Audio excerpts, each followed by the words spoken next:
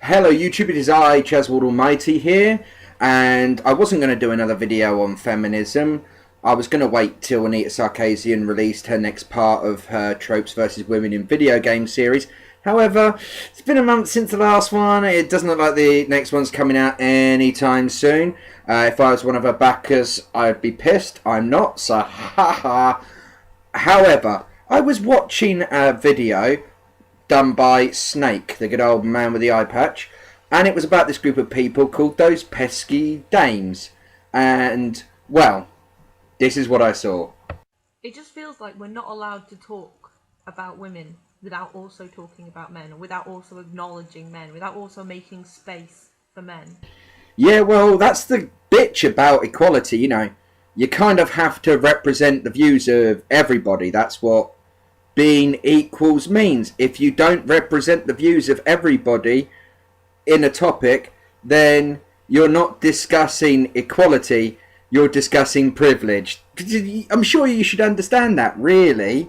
And if you suppress another opinion and say that it shouldn't be discussed, then that's fascism. Some ad campaigns are brilliant and innovative and creative, and that is exactly what advertising should be, you know, advertising at its best. Speaking from sort of like the advertiser's perspective, surely isn't advertising at its best when it makes the most money? Some advertising, however, is the product of lazy, talentless, bastard marketing execs. Oh, now come on, I'm sure they're not all that bad. Tell us how you really feel. Who produce two kinds of crappy ads in relation to sexism. First kind is adverts which sell you something by telling you that you're not good enough without it. L'Oreal, because you're not worth it. I'm sort of thinking specifically of ads aimed at women for things like makeup, diet pills, or cosmetic surgery. You know, those sort of touchy subjects, like if you knew somebody who maybe smelt a little bit, had body odour, in, you know, they're your friend and you feel like it's up to you to sort of say to them, look, you might want to use a little bit of Lynx in the morning. You know, that kind of delicate sort of issue that you have to address. The second kind, which is the kind, given the video topic that I'm going to focus on, are adverts which portray women as tired old sexist stereotypes or use women's bodies and sexuality to sell you their shit.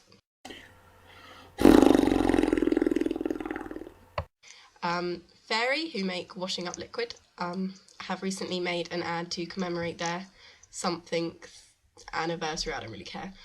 That's nice. Be just totally dismissive of the points you're talking about.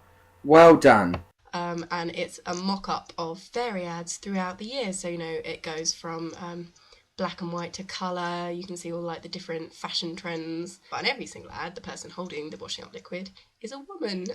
So you mean, ever since it's sort of like its first days of advertising, where its key demographic has been women, so it's used them in the advert, and that's become a recognisable trend to that brand, that it's kind of repeated it because it's how we recognise the brand, that makes them wrong. It's just like, I don't know if you're aware, chewing gum adverts will have this set shot, the way the chewing gum goes into the mouth. It's always got to be done a little bit differently by each chewing gum thing. They all have their signature biting of a bit of horrible gum.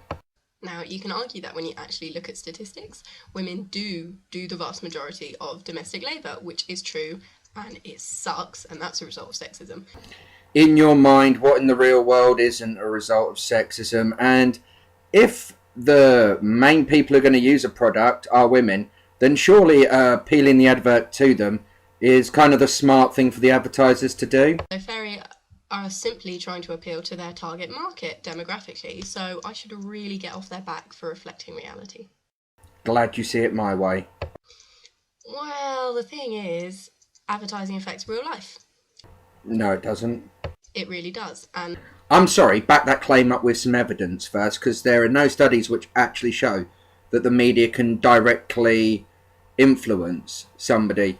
Now, what the media can do is it can open us up to a multitude of different ideas and different products and concepts.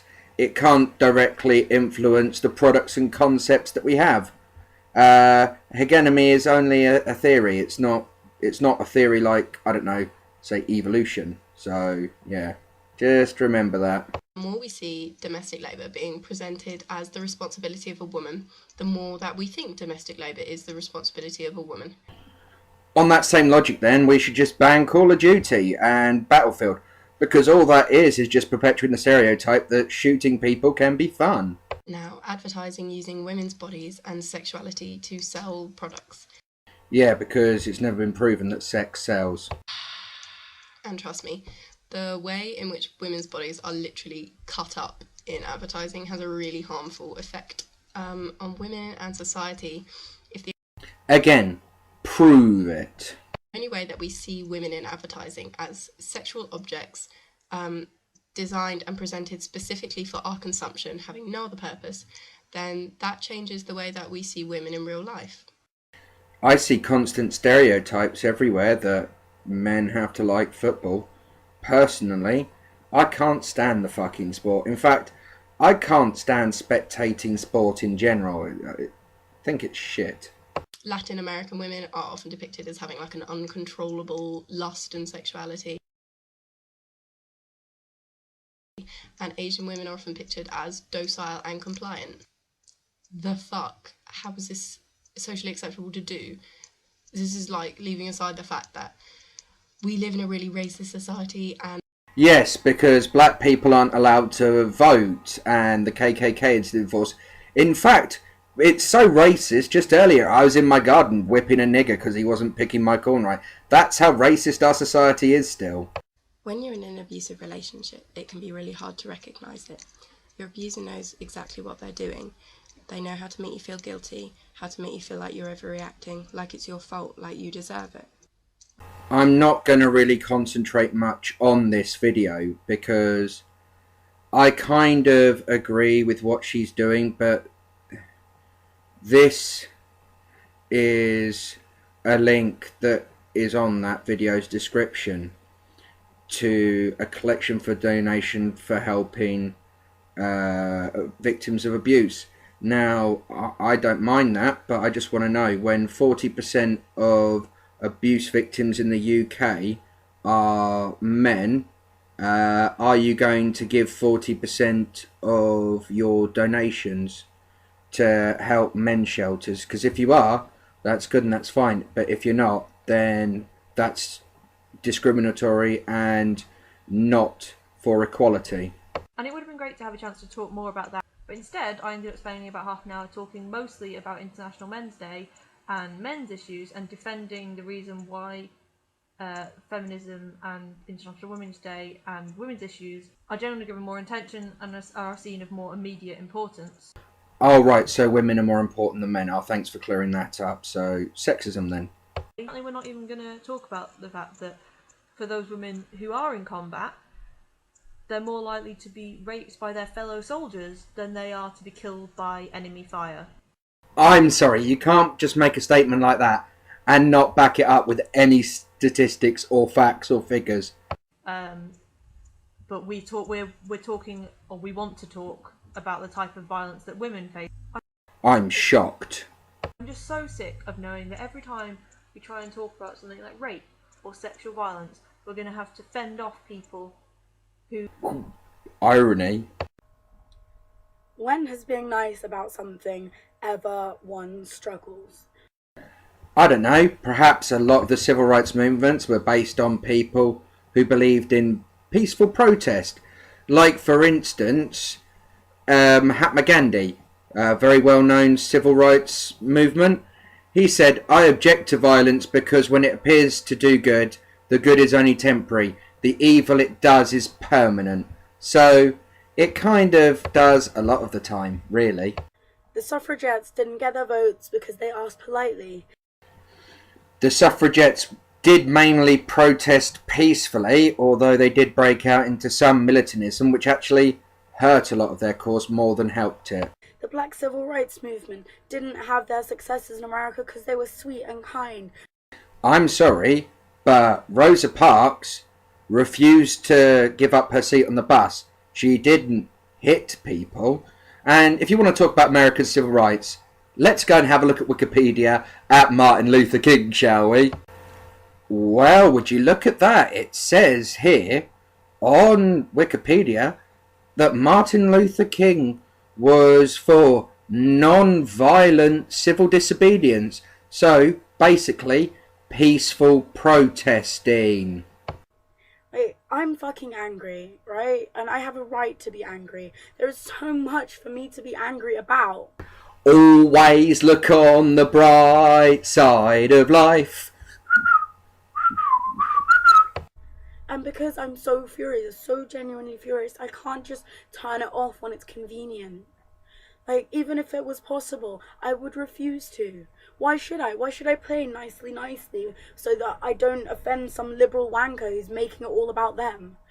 No, because I can't think of a group of people who decide something offends them and then makes it all about them. What's that group actually? Felianism, fannyism, fucking mentalism. Oh no, that's right, feminism. Like, if you're going to be offended or upset or scared off by my anger, then clearly you're not the kind of ally that I want or need. Yeah, be more like these people. You should be fucking ashamed of yourself. You're fucking scum. You are fucking scum. Fucking rape apologist, incest supporting, woman hating, fucking scum.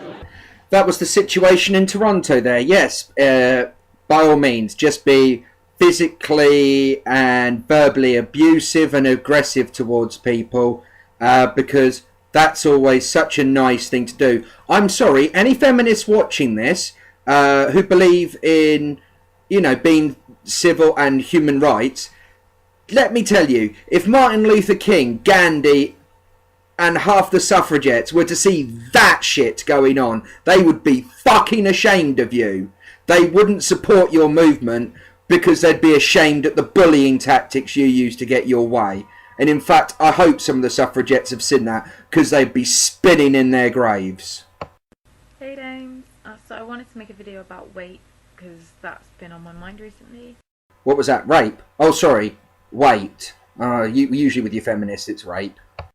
Also, I now work on Oxford Street, which is like the epicenter of bullshit capitalism profiting from insecurity. So like everything I see is just like fucking photoshopped to like the nth degree. Yeah, don't forget to give capitalism a kick in the shin as well. If you don't like capitalism, why don't you fuck off to China and enjoy communism? And like, I think previously where I used to have mostly feminist conversations about body posy stuff.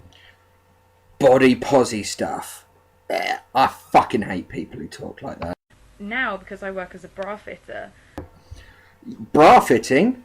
What happened to the bra-burning feminist? Removing the shackles of oppression. Now you're chaining women up in them? Hypocrisy! I'm sorry, right, but pretty much you're a student. And I'm probably going to say that most of the women in this thing have been students. And it just seems to be that universities now are just a fucking haven for feminist indoctrination. Anyway, I've been Chaz Almighty, and good night.